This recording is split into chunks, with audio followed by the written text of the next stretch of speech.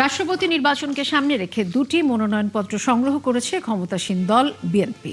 সকালে প্রধান নির্বাচন কমিশনার এএমএম নাসির উদ্দিনের কার্যালয় থেকে দলের পক্ষে চিফ হুইপ নুরুল ইসলাম মনি ও জ্যেষ্ঠ নেতা রুহুল কবির রিজভী মনোনয়নপত্র সংগ্রহ করেন।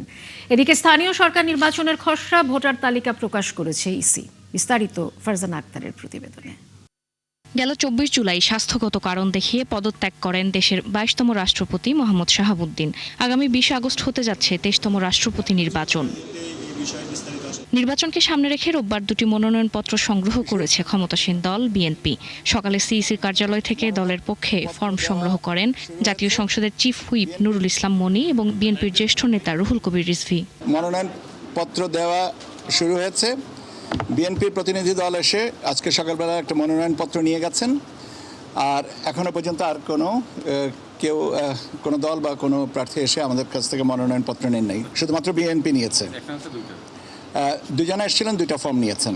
এদিন স্থানীয় সরকার নির্বাচনের খসড়া ভোটার তালিকা প্রকাশ করেছে ইসি, যার চূড়ান্ত তালিকা প্রকাশ হবে ৩১ আগস্ট।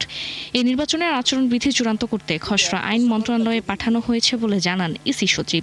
৩১ জুলাই পর্যন্ত ভোটারের সংখ্যা হচ্ছে ১২,৮৬,৩২,৫৫৫। আচরণবিধিমালার গুলো আজকে আইন মন্ত্রণালয়ে পাঠিয়ে দেওয়া হয়েছে।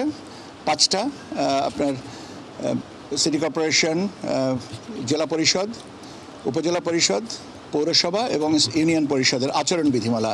আইনের ব্যাপারটা এখনো পর্যন্ত পাঠানো হয়নি, নথিটা প্রক্রিয়াজাত আছে। এটা সম্পন্ন হয়ে গেলে সেটাও পাঠিয়ে দেব।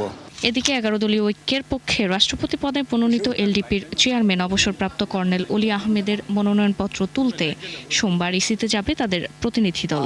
এখনো পর্যন্ত আর কোনো। ফারজানা আক্তার, ৭১, ঢাকা।